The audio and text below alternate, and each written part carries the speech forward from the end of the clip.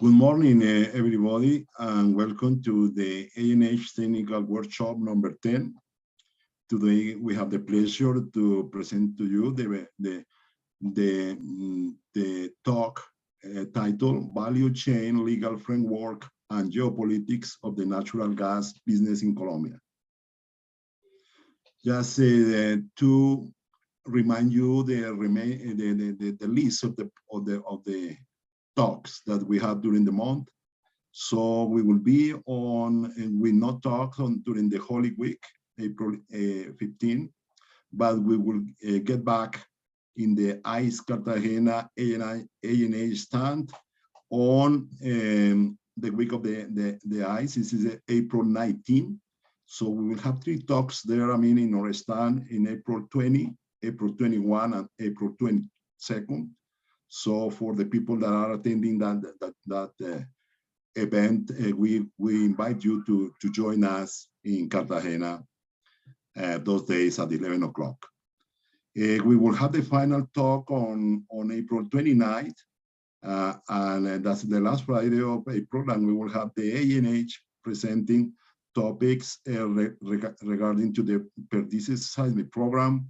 We will have a very interesting talk that day regarding the opportunities in the Llanos 4-land area, Llanos 98, Llanos 15, Niscota, Core 68.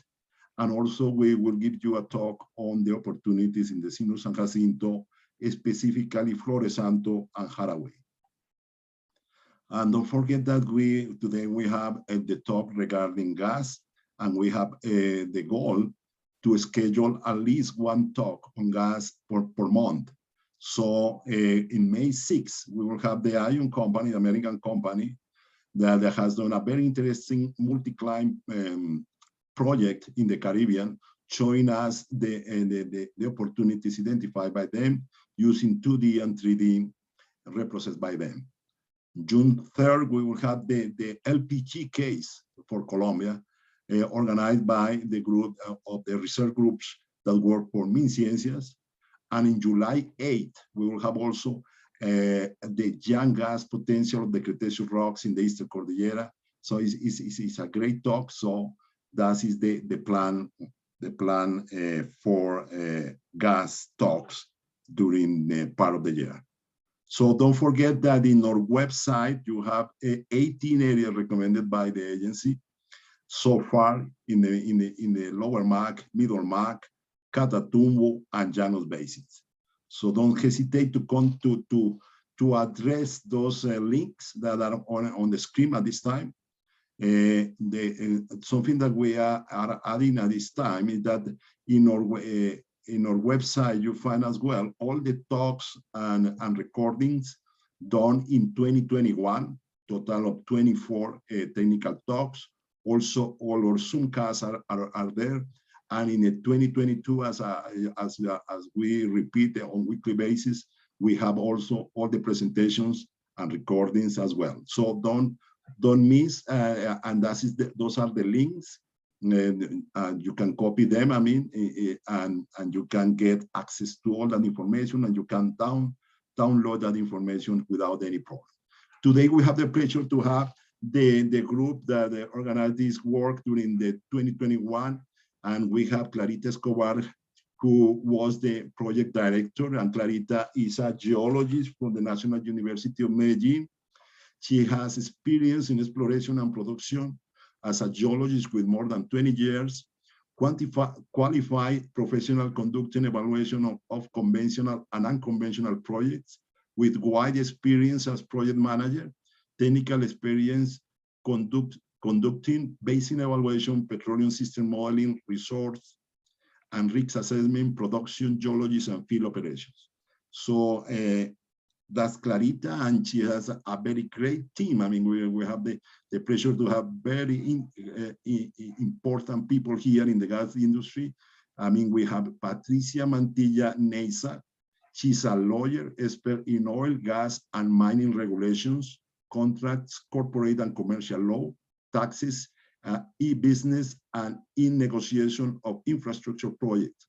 She has experience in mediation, arbitration procedures, related to hydrocarbon energy and construction and in drafting of legislation. Consultant to the World Bank, to the Department of National Planning, and to the Inter-American Development Bank in matters related to energy and drafting of oil and gas regulations. Expert in the preparation of national and international bid offers, outsourcing of corporate proceedings and negotiation and due diligence of oil-related projects. But welcome, Patricia. We have also Boris Villagallo with us, natural gas and electricity market consultant, civil engineer from the Uniandes, finance specialist on Uniandes as well, exploration geophysicist, Colorado School of Mines, master science entrepreneurships and innovation, the Universidad del Rosario, gas commercial manager at the Ecopetrol for almost a decade, growing Colombia gas market both in demand and supply side, team leader of the Venezuelan gas exploration project. It has been board member of many natural gas, LPG distributors and transporters companies, and also of the energy holding group Empresa Energía de Bogotá. Also performed many responsibilities in the liquid fuel, petrochemical and gas market development, and has been a speaker in different events of the energy markets worldwide. Thank you, Boris, for being with us today. And finally, we have with us as well the pleasure to have Alberto Cisneros. Alberto is an attorney by training, graduated the National University of La Plata, Argentina in 1971. He earned his master in political science at the same university in 1972 and his PhD in political science and international relations at the University of North Carolina, Chapel Hill, USA in 1977. He is currently the CEO and president of Global Business Consultants, GBC, and an outsourcing consulting firm specialized in Latin American oil business, particularly in the areas of E&P downstream plan. He's a full professor at doctor level at the School of Law and Political Science at Central University, Venezuela, 1985 onwards, and was also professor at the Center for Development Studies, CENDES, of the same university. In his vast academic experience, among the posts he has held was that of director for the Master in Latin America Integration at the Institute of Graduate Studies in Business Administration, IESA, in Caracas, Venezuela, from 1981 to 1984, and associate visiting professor at the University of Illinois in Urbana-Champaign, USA, 1984. Okay, it's a pleasure for the ANH have all this high experience group. So Clarita, in your hands. Thank you, Miguel. Let's share the screen. Give me a second. Sure. Could you see now the presentation? Yes. Okay, give me a second. Okay. Okay, good morning to everybody, and thank you, Miguel and the NH for inviting us to present the result of this project that was conducted by the Universidad Pedagógica and Tecnológica de Colombia last year as part of the ANH strategy to promote gas exploration. As all we know, the gas is considered the fuel of the energy transition. And if Colombia wants to promote this sector, it's important for the investor to understand the complete scenario. What is the prospectivity, which entities regulate it, how the value chains work, and what is the global and local environment. From the exploration point of view, the objective of the project was the evaluation and quantification of the prospectivity of the gas in 7 onshore basins with commercial production, allowing the generation of exploratory scenarios that serve as a tool of in the planning of the gas business. Sorry. The result of this part was presented last March 11. The presentation and the report are now available with the ANH, as Miguel mentioned before. The second objective, that is the focus of today's talk, was to carry out a review of the natural legal framework and value chain to establish the limitation and make recommendations to improve the development of the sector. In addition, the UPTC decided to conduct a global and regional geopolitical analysis of the gas business and evaluate the implication for the country. The topic, as you know, is very dynamic, even more so today with the recent events. Or to complete this second objective, the UPTC have the support of the three experts that Miguel already mentioned. So for the agenda today, we are going first to the natural gas legal framework. It's a summary really of that part conducted by Patricia Mantilla. Then Boris will go with the value chain. And finally, Alberto will go with the global and regional geopolitics and see the implication for Colombia. The final report of this product is very extensive and very detailed in these issues. So I invite you to use it as a reference document because it's important if you want to see the completed scenario of the gas in Colombia. As the time is limited, we are going through the three topics and then we have a space open for questions. You could let the question in the chat and we will try to answer those during the presentation too. Thanks again for your attention. We hope you find the very interesting the topic and useful. So I'm leaving you with Patricia that will start with the Colombian natural gas legal framework. So Patricia, in your hands. Patricia, no tienes, prende el microphone. Yes, thank you. Thank you very much. Good morning. Good morning to everybody. Well, we will talk today about the legal framework on natural gas, which is basically divided in the legal actual framework and the contracting framework. So we will touch first the legal entities that are in charge of all the gas policies and management of the gas production in Colombia. And that will be followed by a very short presentation on the different characteristics of the contracts which are instated in the government nowadays. First, the government policy on gas matters in Colombia has been developed based on the National Energy Plan in the strategies set forth in the documents that have been issued by the COMPES, which is the National Council of Economical and Social Policy. These entities set out strategies for the renewal and strengthening of the natural gas in Colombia, within the objectives of a special quota development fund. These policies also are set out in the meeting of the Andean Community ad hoc group on gas matters and in the activities developed by the National Operation Council, Consejo Nacional de Operación. The allocation of the areas for the exploration, evaluation, operation, and production activities is carried out presently by the National Hydrocarbons Agency, the ANH, where we are at, usually through competitive objective selection, and seldom or exceptionally through a regulated direct award system. Now, the natural gas entities in Colombia.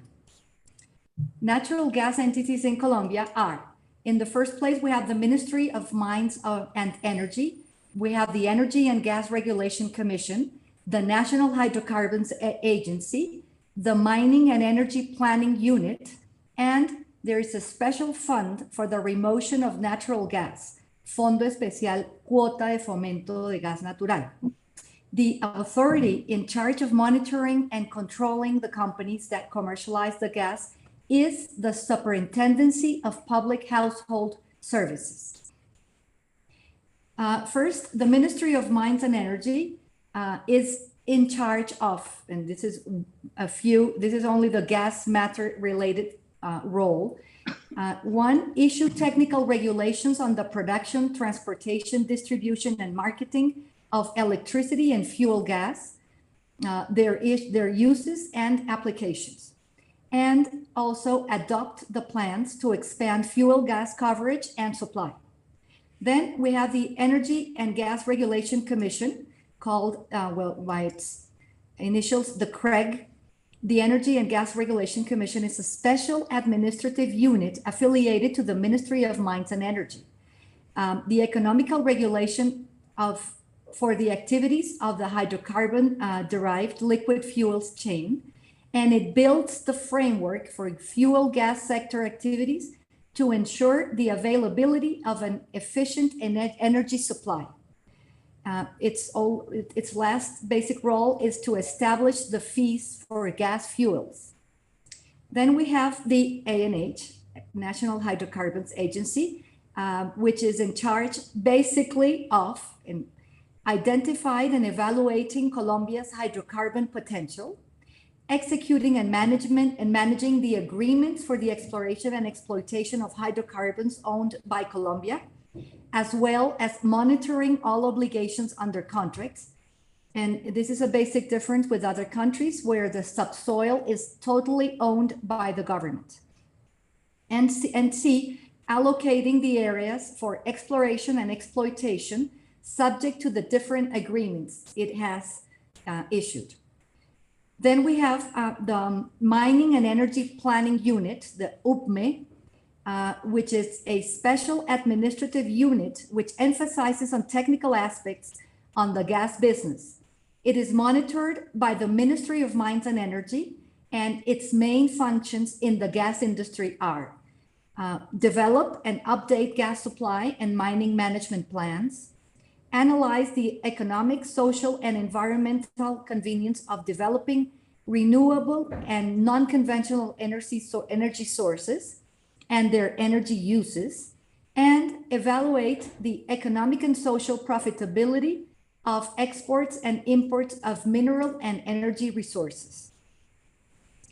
Now, now we come into the contracts section.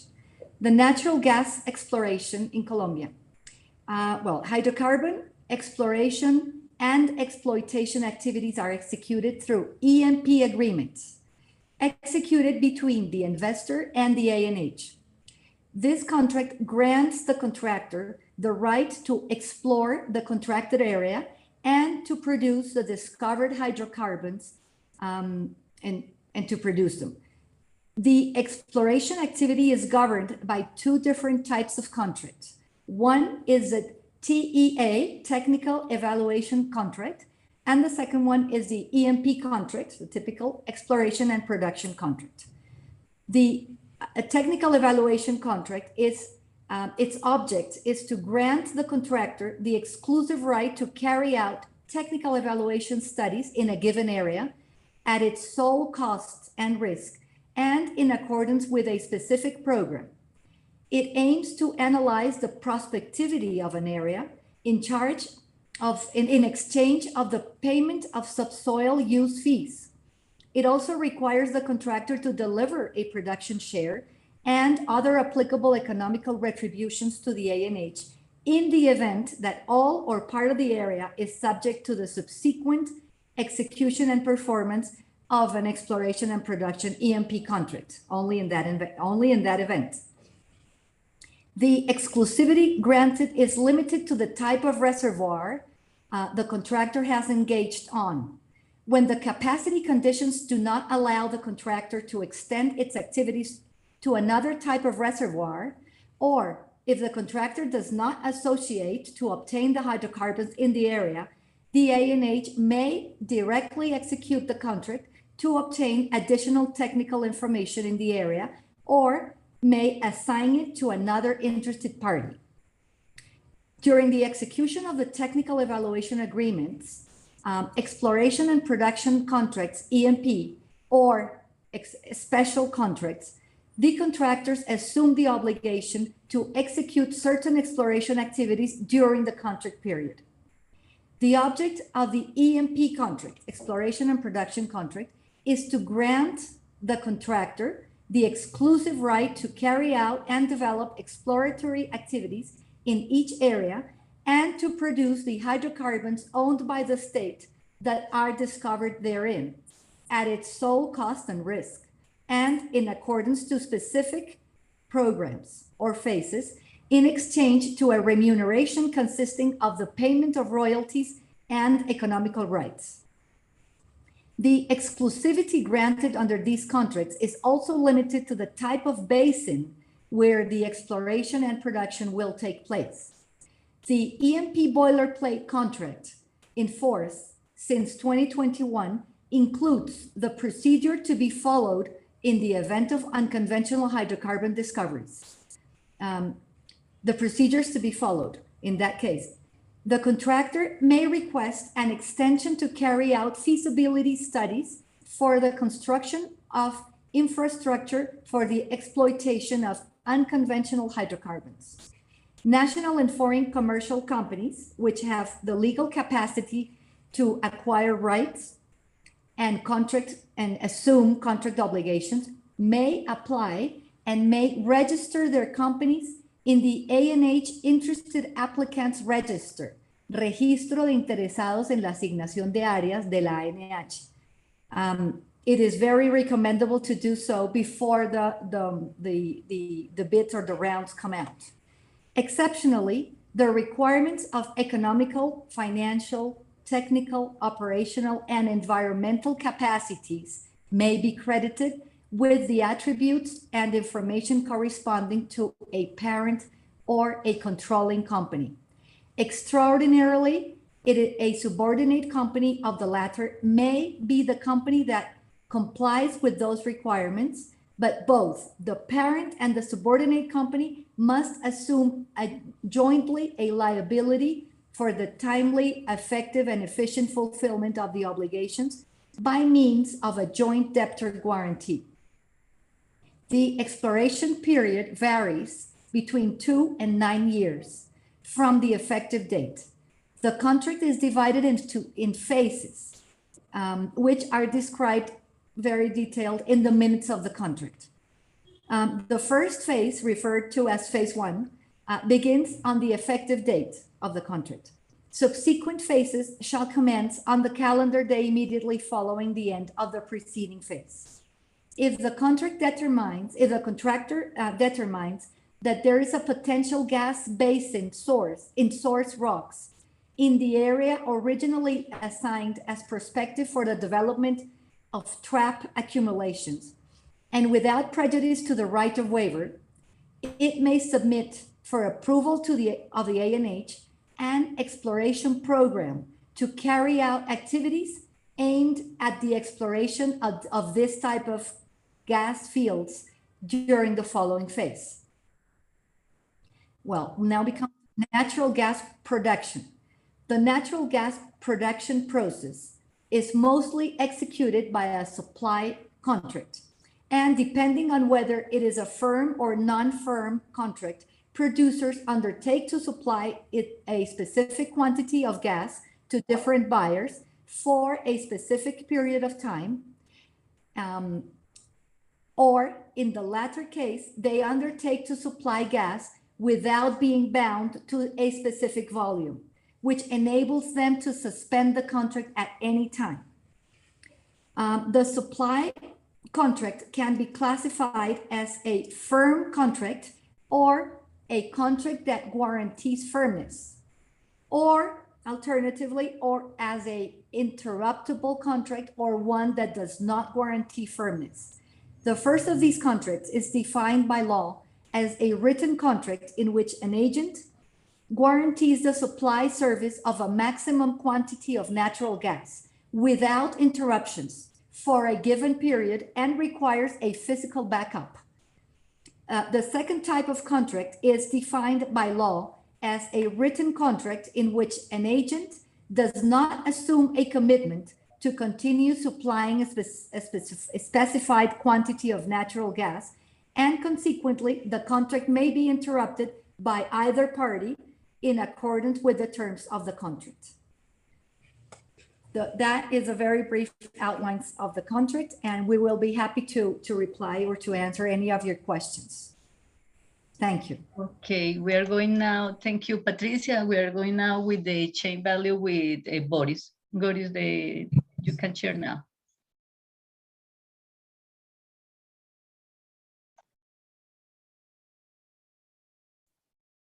Okay.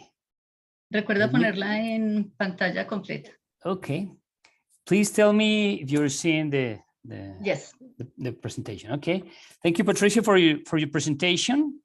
As Miguel mentioned before, I'm Boris Vilda. I have been involved for many years in the Colombia gas industry, especially with the Ecopetrol, which is one of the greatest producers here in Colombia. Thank you all for being here today. What I want to show you is a general overview of the natural gas market here in Colombia. I want to emphasize that we have a growing market, a gas growing market here with some established rules and producing and especially a demand. So that's what I want to try to explain you in these topics, general overview, what happened in the basin or some of the infrastructure, the main agents through the chain, some market rules that are important, especially for the E&P companies, and something about the market prices, what could you expect here, and something about the future, some little conclusions. The time is limited, but I will try my best. Okay.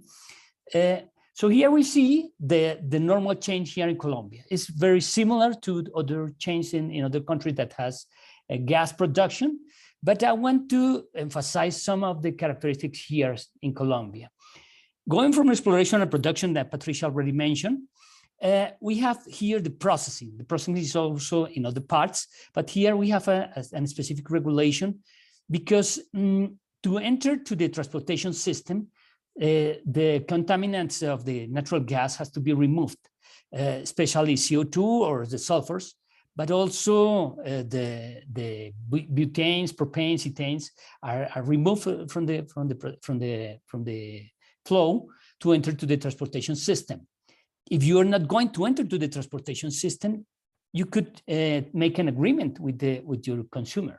But if you as an E&P, as a producer, you could make an arrangement. But normally, most of the market enters to the transportation system.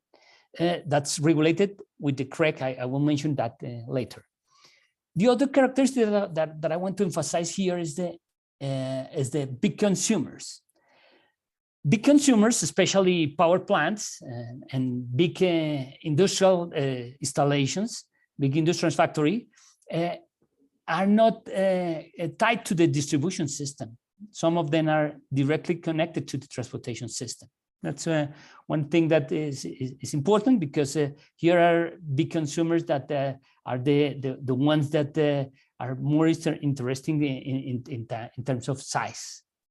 The other characteristic that I want to mention is the imports, and I will mention later, but the importation of LNG changes the structure of the market, and especially for the future. In the present, I will mention later, is marginal, but in the future will have a very important role here.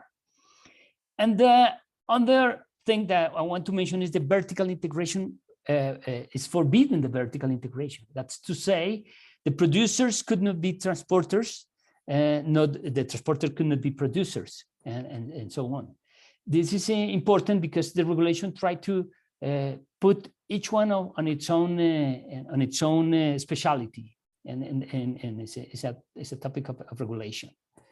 Okay, here we have, to the left are the normal responsibilities for an E&P company if they are not in the gas business.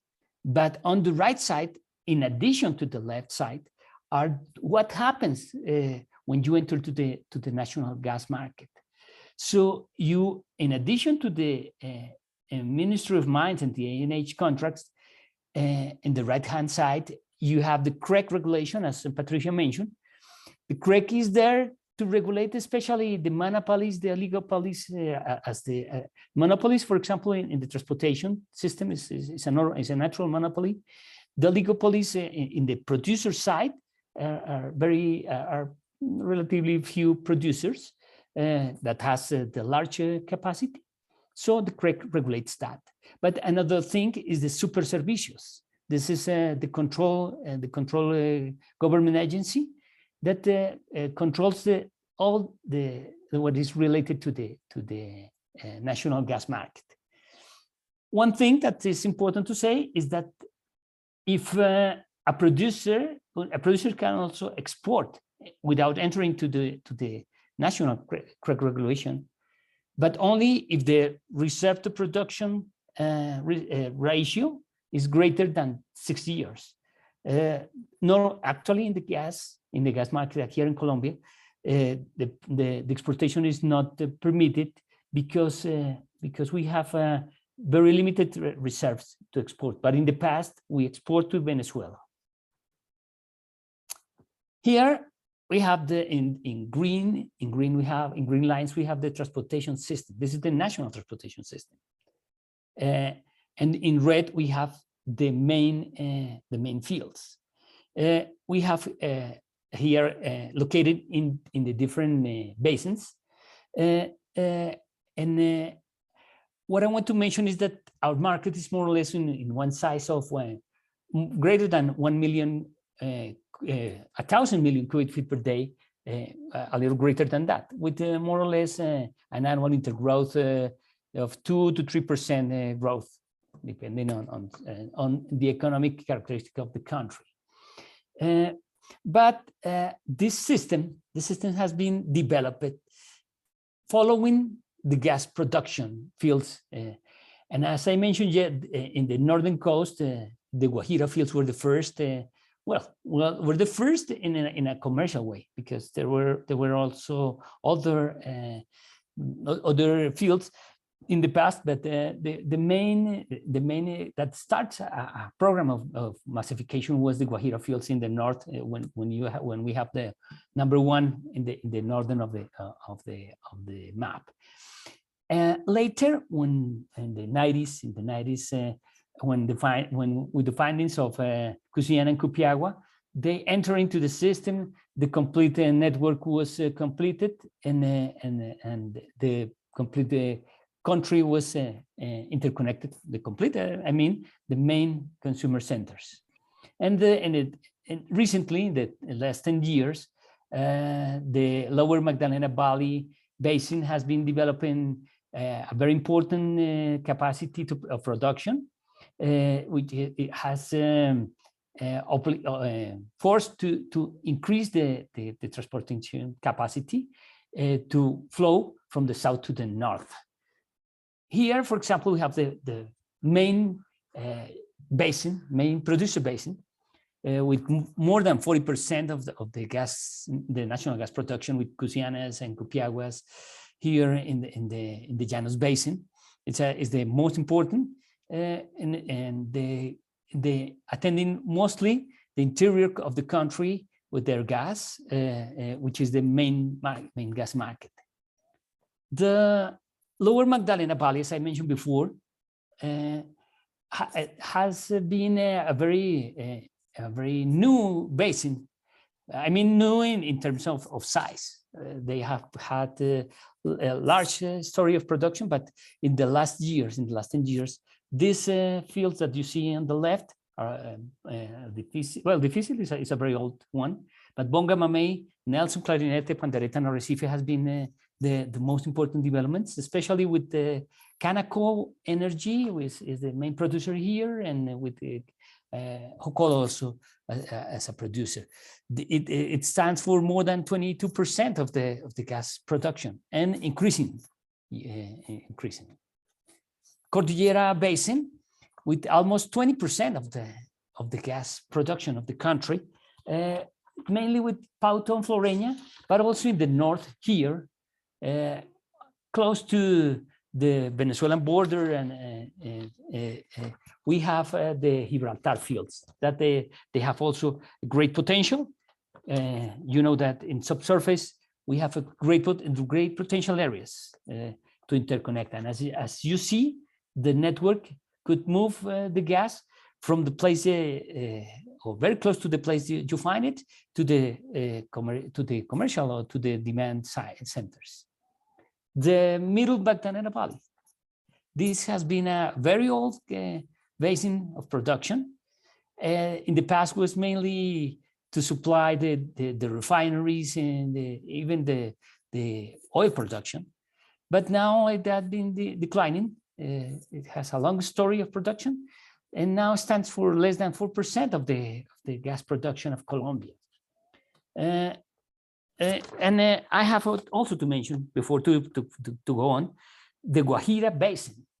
It was not part of the study, but it's an important basin because Guajira fields, as I mentioned before, now stands for 10% of the gas production. In the past was more than 60% of the gas production of Colombia, but has more than 40 years of history of production. And also the other, you may miss the Upper Magdalena Valley, the Caguán Putumayo and Catatumbo, but they really are very marginal in terms of gas production. All of three stands for less than 3% of the gas production here in Colombia. Going to the other part of the chain, I was talking about the E&P, especially the producing, but here we have the transporters. Here we have two main systems. And the previous that I show you in green was the real, more or less the real. This is very schematic, but in order to explain better, which is in blue is the interior system that stands for at least half of the transportation system in the country. And in the it's the TGI, is the company that transports, and in the north is Promigas, is the main transporter. There are also some other small companies, but with small pipes that transport also. But this is more or less the general aspect of the transportation system. As I mentioned you before, if you have has a new gas production field, one option is to interconnect to this system. Okay, this is the distribution market. The percentage in the circles are more or less the size of the market talking about distribution. When I talk about distribution, I'm meaning residential and commercial and some industrial consumers. The power plants are not connected to this distribution system. And those are the main distribution company. There are more than 30. The distributors are located especially in one city or a couple of cities, but this is a general market with all those brands and all those companies. Talking about importations, in Cartagena, Baru, there's an LNG facilities to regasificate LNG. This is liquefied natural gas. This is the transportation of gas in a very low temperatures, just to move in ships. They have a storage capacity of 170,000 cubic meters of capacity to storage, and regas capacity of 40 million cubic feet per day. These are the enterprise. The Calamari is the capacity owner, and they are the only one that introduces gas to the market. One important thing, and I shortly mentioned before, is that the LNG only attend the peak demand. It's not a really normal and constant flowing of gas, but attending peak demand, especially the power demand. But in the future, as the declination of the fields, maybe the LNG will be greater, and the prices of the LNG market, the international market, will fix this is a forecast that I'm doing. This is talking about the demand. What's on the other side? Industrial is the main consumer, 31%, almost the third part of the consumption. Power, as I mentioned before, last for 1 quarter, 24%. And power fluctuates. This is the average, but we have some years that the power consumption grows till 30-35% because of dry season, and then you have more power generation. Residential and commercial are more stable, 20%, 21%.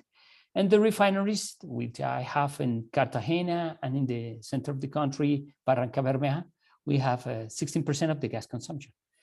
Important thing is that we have vehicles moving by gas. This is very important because they are less better in terms of other fuels contamination. The natural gas permits less contamination.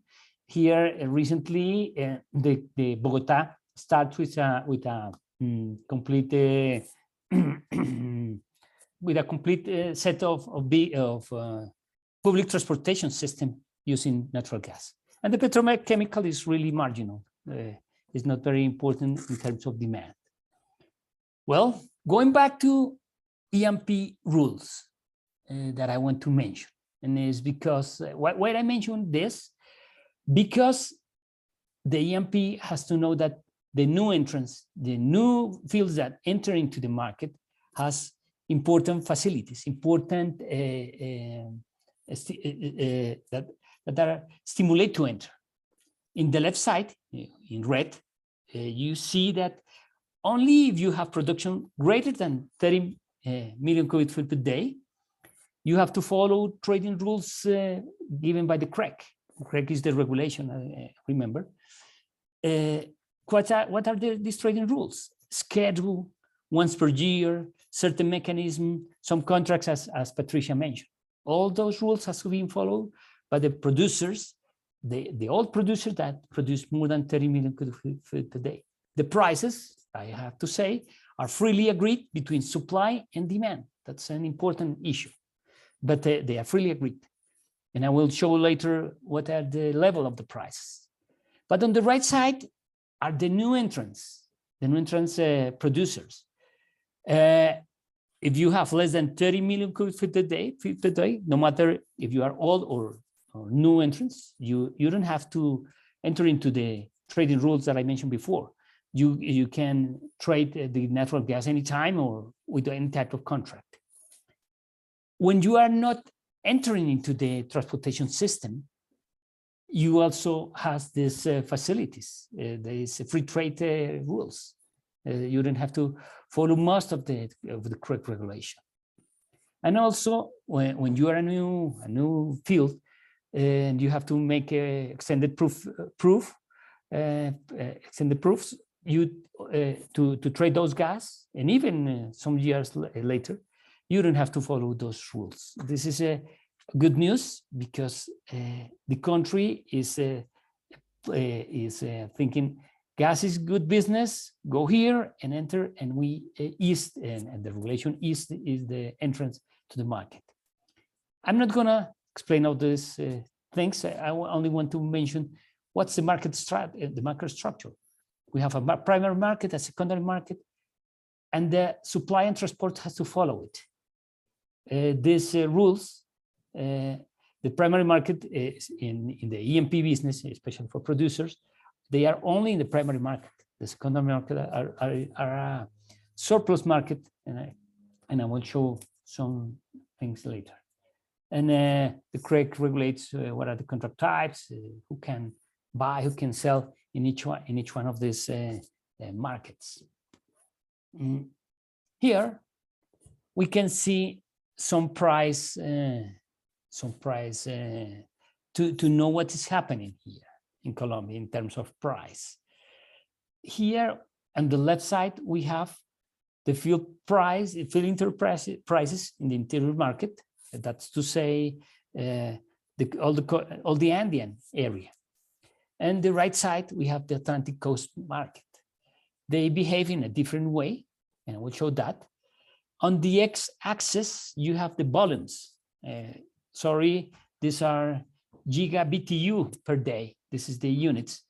If you want to make an approximation, this is similar to 1 million cubic feet per day. 1 giga-BTU per day is more or less approximately 1 million cubic feet per day. Just in order to know, we have the in the x-axis, and in the right axis, in the y-axis, is the US dollar per million BTU.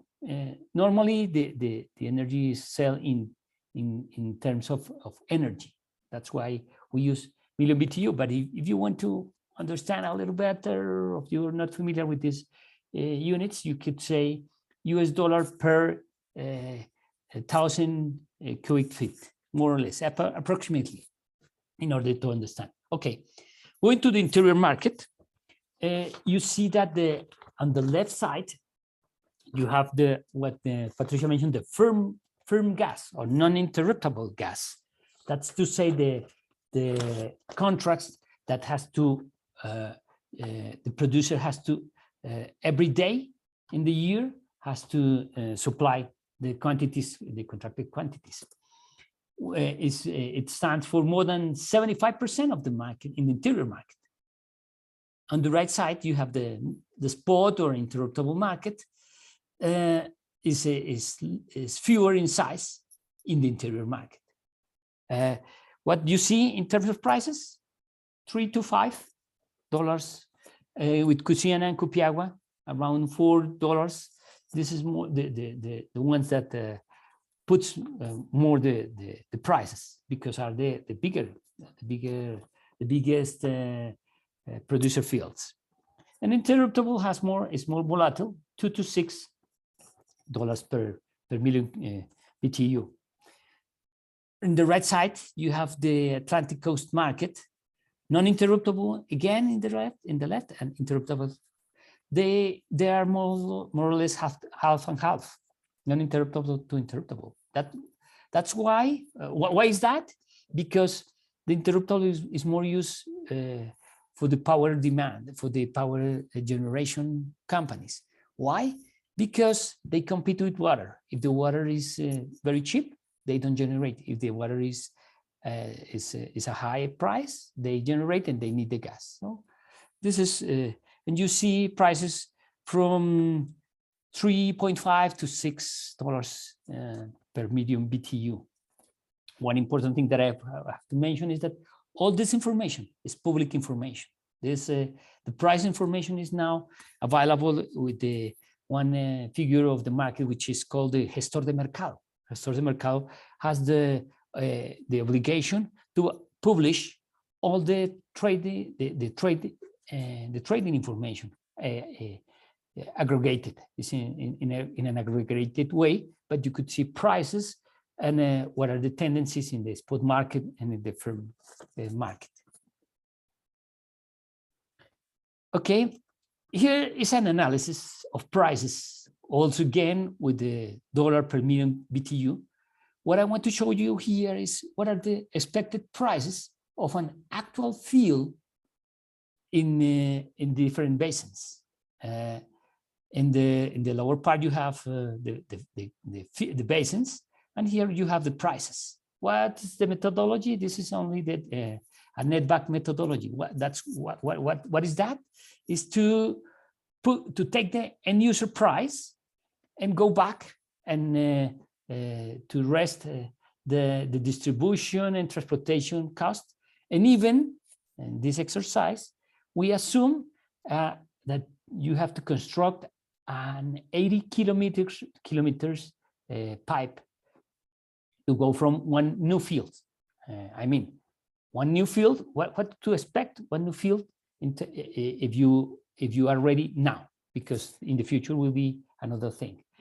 For example, in the Upper Magdalena Valley, you could have from more or less $5 to $8 million BTU, and if you are more into the center of the country, that's to say the Llanos Basin, the Lower Magdalena Valley, and the Middle Magdalena Valley, you have prices between 2 to 5.5, more or less. This will be the normal price. Cordillera has a greater range of prices. Even Catatumbo has a very high prices. This is as I mentioned you before, they don't have, or they have very few gas production. That's why the prices there are very important in terms of the prices. What is expected for the future? Here we have a series of time. This is a forecast. This is related. This is owned by the UBME, but it's very similar to other ones. This is UBME. Many studies have been done in order to see the future of the supply and demand balance. Here we have the balance and the future. The black line, is the forecasted supply of the fields. The red one is adding to that the importation facilities. But in order to see, you could see that in the 24, 25, or 26, of course, this has some assumptions, the demand changes, some fields enter into the market, but more or less what everybody agrees is that in the second part of this decade, 25, we have a forecast deficit. And what are the consequences of this? First, and important to this scenario, is that it's a great opportunity. The country has a great opportunity in addition to the subsurface potential, but in order to find it and put it into the market that I mentioned you is almost a mature market. And the second, the importation facility will raise the prices to the international level. And now we will see in the next presentation what's going with the prices and what's going with the geopolitics of the natural gas. Okay, so here are some conclusions. Colombia has a mature gas market, a relative mature gas market. Infrastructure is already there. Regulation is being developed and offers a market opportunity for the next year, because as I mentioned before, of the incremental needs with declining supply, because the fields are declining. The regulation for new producers, as I mentioned you before, is flexible to enter in the market. And also the CREC and the other regulation agencies, especially the ministry, are trying to evolve just to bring new gas sources, to new producers to enter to the system. And as I show you, it's an interesting gas market. The annual invoice only for the producing side is greater than $2 to $3 billion a year. So it's a very interesting market. 2 to 3 billions. Okay, so I left it to Alberto to go on.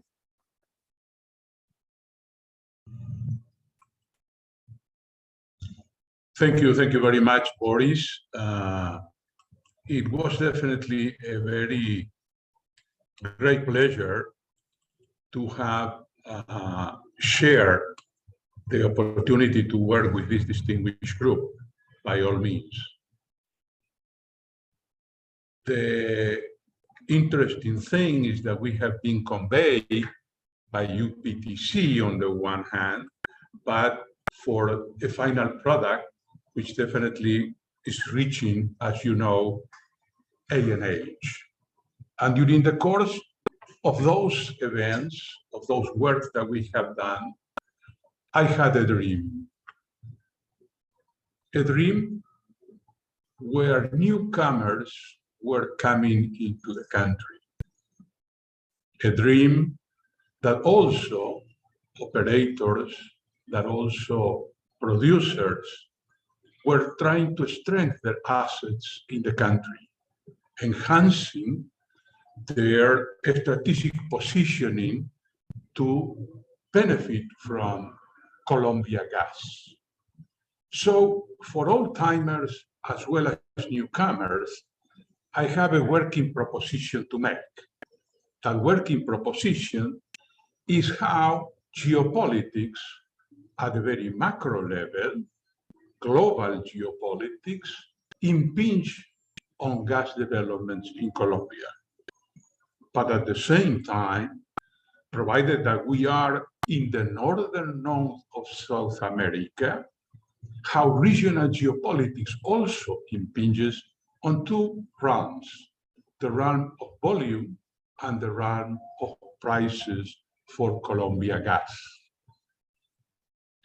To start at the very macro level, it is very important to single out that after the Second World War, there was a structure by the Western superpower, the United States of America, a politics of containment.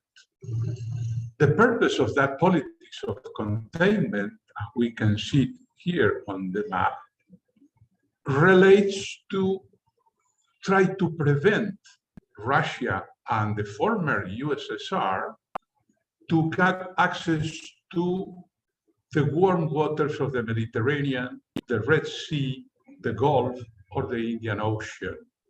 Again, that particular country, Russia, isolated into the frozen seas of the Arctic Sea and the Barents Sea.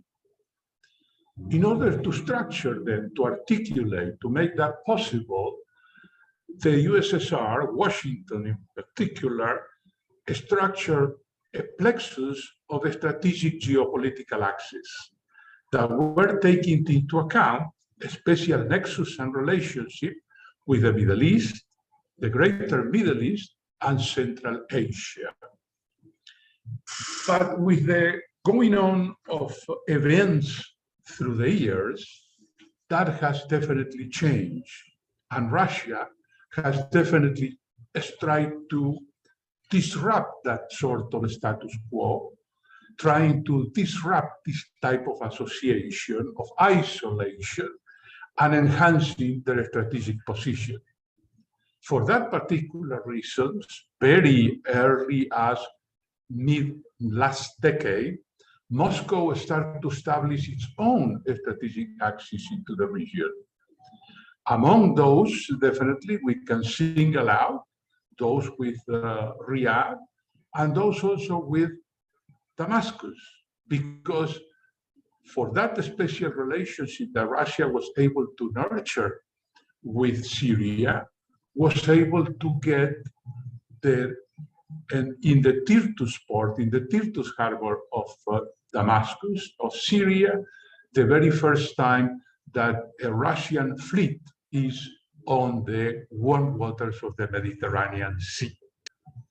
On top of that, for another natural deed, the melting down of the Arctic Ocean, definitely those areas and those routes that were frozen on those seas become now able to be traveled and shorten the trip then from Russia to the Far East, Japan, China, so on and so forth.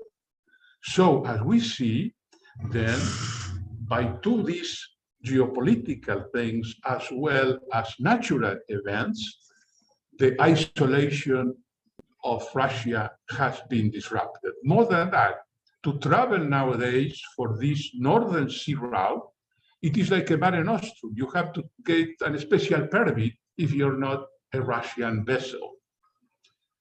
And needless to say, this went in conjunction with the taking over of Russia and Crimea in 2014, 2015, giving them the possibilities open at what is unfortunately happening right now, namely the Russian invasion of Ukraine. At first sight, it was thought that it was going to be a blitzkrieg, similar like in the Second World War. The Third Reich was able to take over on one nation after the other in a matter of a week. But unfortunately for Mr. Putin, That has been hardly the point. So therefore, after 1 month and days, we are confronting probably that this is going to become a protracted conflict because of the strength, on the one hand, of the Ukraine resistance and the feebleness of the conventional army that the Russians did have on this particular operation. It was not that easy as just only taking over Crimea. If that is the case, then what we are also facing as a possibility is that from the political geography side, there could be a redesigning of the USSR, like the USSR coming back, if you wish, with not only the falling up of Ukraine, but also Lithuania, Estonia, Lithuania, and some others that in the past have become the nucleus for what it was named the USSR. If that's the case, this particular situation, this particular geopolitical event at the very macro level, has had an impact on hydrocarbon prices, a real world shock. And as we see here, the WTI price went up to $130 per barrel. If we're talking now into LNG prices for Europe, okay, ramp up to $52 per million BTU. And even in Asia, which was a little bit secluded from the core of the war, prices have risen to $40 per million BTU. If that is the situation then of what we call the global situation as far as geopolitics is concerned, another geopolitical consideration is very important to single out. One, it is liquid hydrocarbons, like we can see here on the left side of the map. It is for the crude oil, as well as LNG, which is, as you all know, liquefied natural gas. All these two belong to what we call a free flux geopolitics, meaning that in the case of crude oil, they can go by the miracle of the very large crude cruiser, go to any part of the world. There is no restriction on transportation because of the liquidity of the particular hydrocarbon. Something comparable is for LNG, but however, as you can see here, if a shorter holds, because the methane ships are definitely much, much shorter than much more with lesser volumes of transportation than the VLCCs for crude oil. The natural situation of methane is that methane is born and it's used on the same territory on the near abroad. What do I mean by that? Just only gas lines are the one that could be transported besides that particular area where the gas methane was born. Here we have the Ricaurte line that gets together between Venezuela and Colombia. And here we have the place of the full grid, actually, of the Southern Cone, where Bolivia is linked to Brazil, Northern Argentina, Chile, so on and so forth.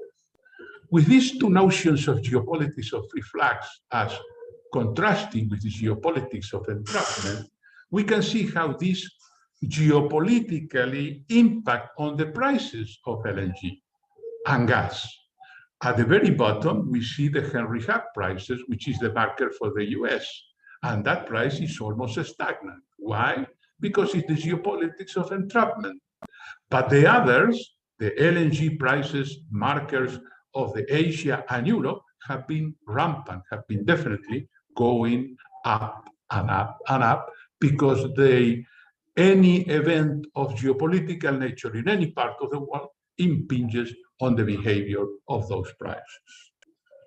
It's time now to turn to the regional level, to what is the situation in our country. And here we see two important and significant things. One is that Colombia, and particularly the administration of Duque at this time, has structured a politics of containment against the neighbor Venezuela. Why? Because several grounds. Number one, the situation that the FARC guerrilla activity of those that have been dissenting and have not signed the peace accord are refugees in Colombia, in Venezuela, in neighboring Venezuela. Number two, because of narco-trafficking activity there. Number three, the ELN, which also makes life in the neighbor country Venezuela, particularly at the border, as well as paramilitary activities in the area. Just only to cite some of key factors that have the reason why Colombia has articulated a politics of containment in the northern north of South America. But also, we are in some sort of a sandwich, if you allow me the colloquial expression, which is also currently Colombia is becoming a buffer state, a state that has been like a hinge entangled on the one hand in the northern by Venezuela, but in the southern by another socialist government, which is the Peruvian government of Mr. Castillo. We know all the events that are unfolding and that probably could be the demise of this particular government, which so far has suffered two, at least, impeachment that have failed. But the protest and definitely the demonstration they are facing right now, confronting right now because of the incremental fuel prices, okay, could be definitely the beginning of the end. It's difficult to say, but for the time being, Colombia could be considered as a buffer state. And see how the differences are playing on the prices that we pay here, gas prices, of course, in Colombia. On the red line, we see those which are just only going by gas lines, and therefore, because of the gas entrapment, are relatively low. On the blue line, we see instead the prices of LNG, of imported LNG, that definitely has the impact of all those geopolitical events that we have been seeing at the onset of this presentation. If we see who are those who are sending those exports into Colombia, on the upper hand, where we have the USA, on the lower part, we do have Trinidad and Tobago.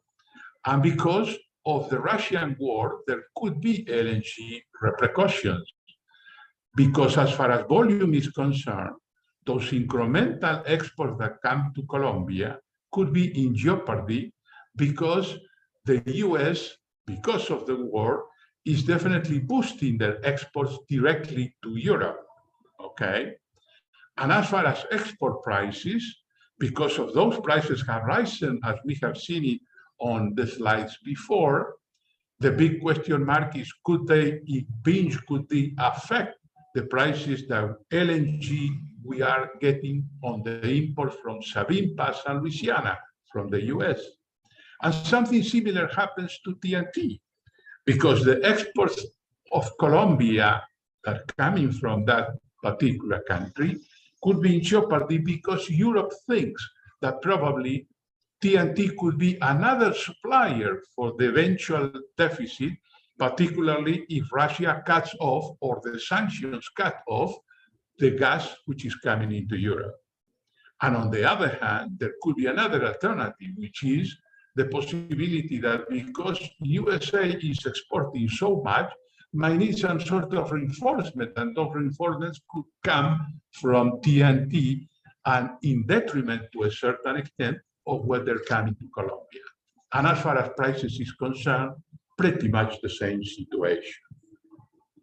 At this juncture then, it is important that we share with you the repercussions that particularly the war has definitely bring into our shores, as far as volume is concerned, as far as pricing is concerned.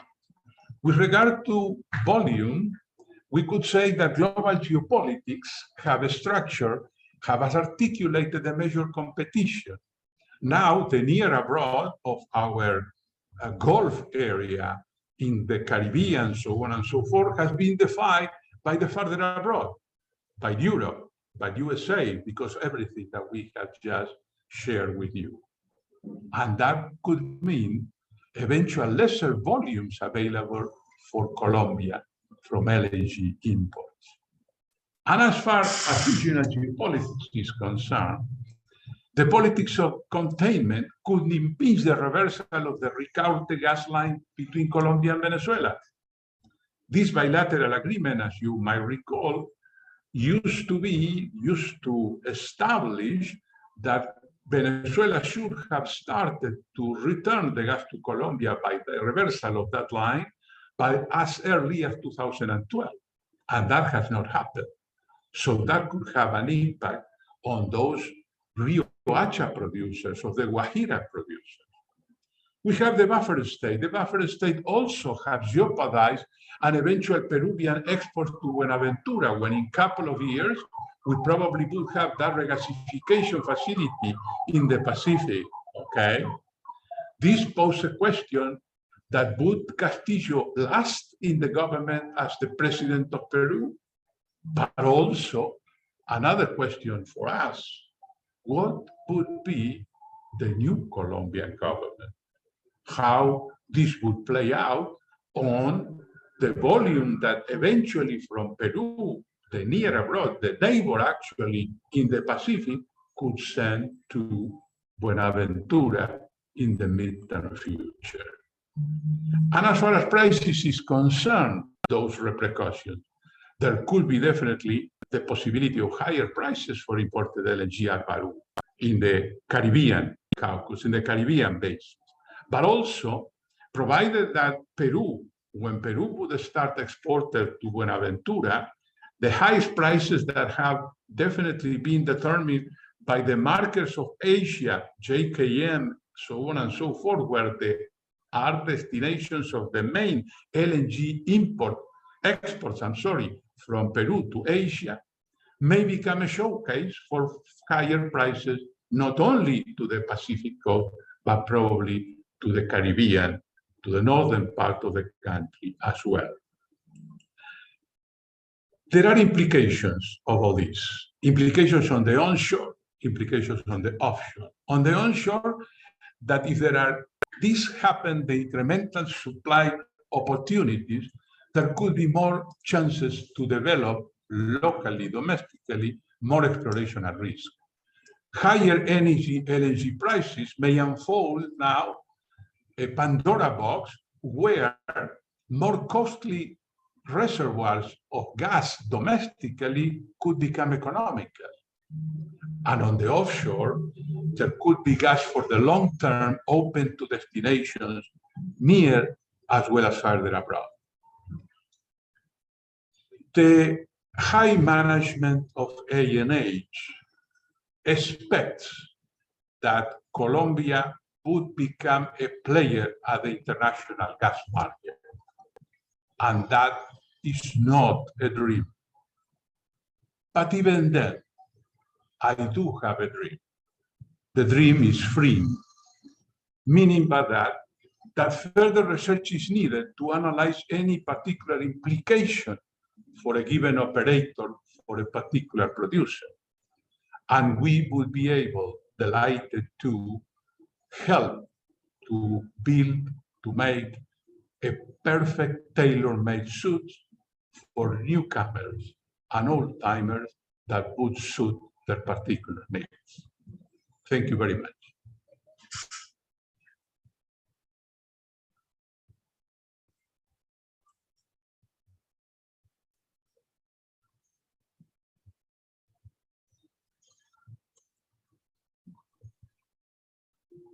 Okay, Alberto, Boris, and all of the attendees, thank you very much for this amazing presentation, how to include beyond the technical approach, the politics, how the whole thing affects directly the price. So there are a couple of questions there I assume that all of the questions for Boris have been already answered. I think this one is for Alberto. So this one says, do you expect unconventional shale gas to play a role in the future growth of Colombian gas output? Or do you think offshore gas has a higher chance of being developed first? Okay, well, we have two different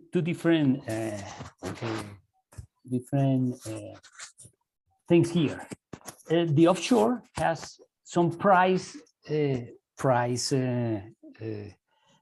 problems to enter to the market. Price, I mean, because the infrastructure has to be built from the offshore. But I think sooner or later, the offshore will enter to the country. And I think, I expect that before than later. And also the unconventional, I think that the step given recently with the approval of the wells, the testing wells for is a good news. The unconventional has a great potential here. I think that as the topic of the unconventional became more known here in the country, not because of a speculation, but because of the data that it will be taken from these wells, these testing wells, I think that unconventional will be a great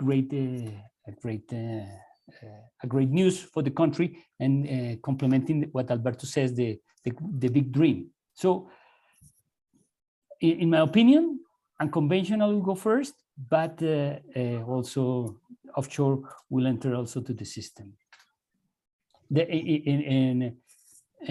I have to say that here the expansion of the transportation system, specifically to the northern coast, is growing in that direction.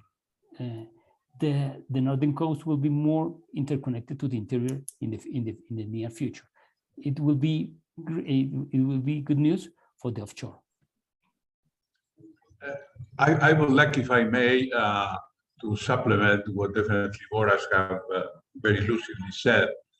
Definitely, I share with him that the offshore is a very long-term proposition, requires definitely big infrastructure, also to know for a certain extent if it's worthwhile to build LNG gasifications for export, plants for export, okay? And that is definitely tied up to the type of reservoir, to the growth of the reservoir, definitely, that we're going to have on the offshore. We might need at least 7 TCF or more in order to justify such a huge investment. I also would like to add something that recently it was said by the high management, the top management of ANH, which is something that I have believed on for quite some time regarding conventional versus non-conventional.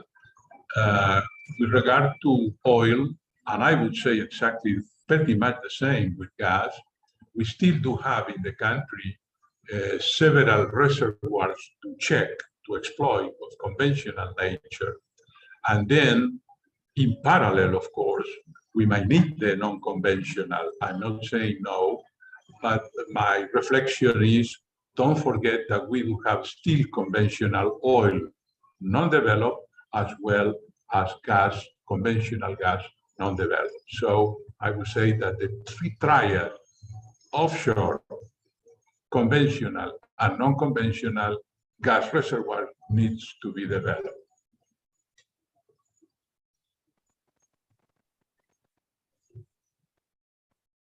Okay, thank you, Alberto. I think this is the end of this amazing presentation. From the ANH, we like to thank to Alberto, to Boris, to Patricia, and of course to Clara and Cesar for this amazing project. As part of the PPA, or the permanent process of assigning areas, we'd like to recommend to all of you that you can nominate, or to remind to all of you that you can nominate in any time that you want. There's no dates or specific dates, because this is not a formal round. You can nominate an area in any time that you want. Those are the ones that we have promoted from the ANH, but that doesn't mean that you cannot offer or maybe nominate another different area.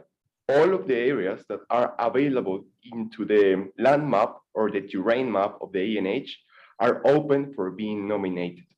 So again, thank you to all of the speakers of today, and see you at the ICE in Cartagena and afterwards in our Friday talks. So thank you, Alberto. Thank you, Boris, Patricia, Clara, and Cesar.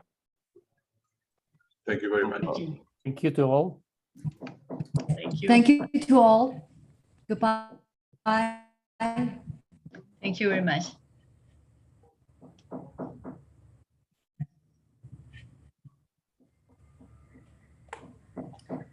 Bueno, yo creo que ya. Muchísimas gracias a todos. Creo que salió todo muy bien. Y en Muchas el tiempo gracias. perfecto. Bueno, Está bien, magnífico. Clarita. Bueno, Muy mil bien, gracias. muchas Un gran Entonces, gusto. igualmente, Alberto. fue un gusto trabajar con ustedes. Mil gracias. Lo mismo, Clarita, Ok. Alberto. Y bueno, Bye bye. todos, Igualmente, muchas Patricia, gracias. Boris, Patricia, Clarita. Muy lindo Mil gracias. equipo. Miguel, mil gracias. Entonces nos vemos. Hasta luego, Gracias, Miguel. Miguel. Hasta luego.